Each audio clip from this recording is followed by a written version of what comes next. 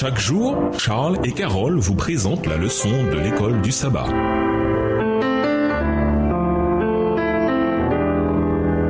Bienvenue dans votre émission Dieu nous parle. Noison de mercredi, un héritage durable. Lisons 1 Pierre 1, les versets 6 et 7. Que dit Pierre ? 1 Pierre 1, les versets 6 et 7, c'est là ce qui fait votre joie. Quoique maintenant, puisqu'il le faut, vous soyez attristés pour un peu de temps par diverses épreuves, afin que l'épreuve de votre foi, plus précieuse que l'or périssable, qui cependant est éprouvé par le feu, ait pour résultat la louange, la gloire et l'honneur lorsque Jésus-Christ apparaîtra. Pierre écrit à des gens dans de grandes difficultés et qui se sentaient souvent très seuls. Il écrivait aux élus qui sont étrangers dans la dispersion au Pont, en Galatie, en Cappadoce, en Asie et en Bithynie. 1 Pierre 1, verset 1. C'est la région qui correspond aujourd'hui à l'est de la Turquie. Quelques versets plus loin, Pierre dit qu'il sait qu'ils sont attristés par diverses épreuves. 1 Pierre 1, verset 6. Que veut dire Pierre par étranger et dispersion? En quoi ces éléments ajoutaient-ils peut-être à leurs épreuves? À cette époque-là, être chrétien était quelque chose de nouveau. Les croyants étaient peu nombreux et dispersés dans des endroits où ils étaient en nette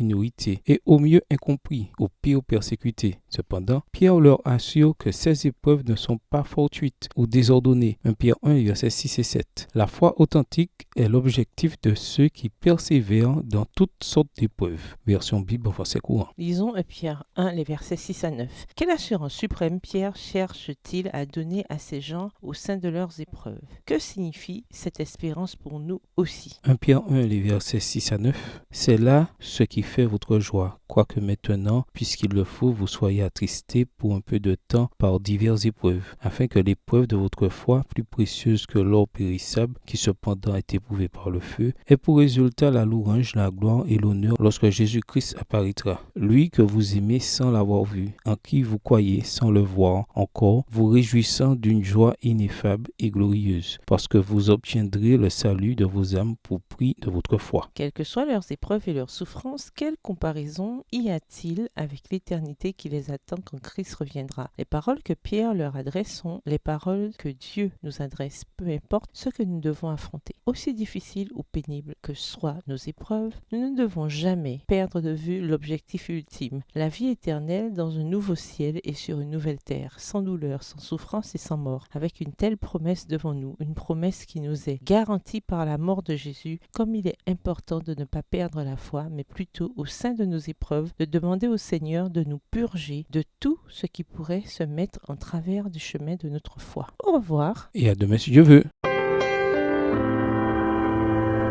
Dieu nous parle.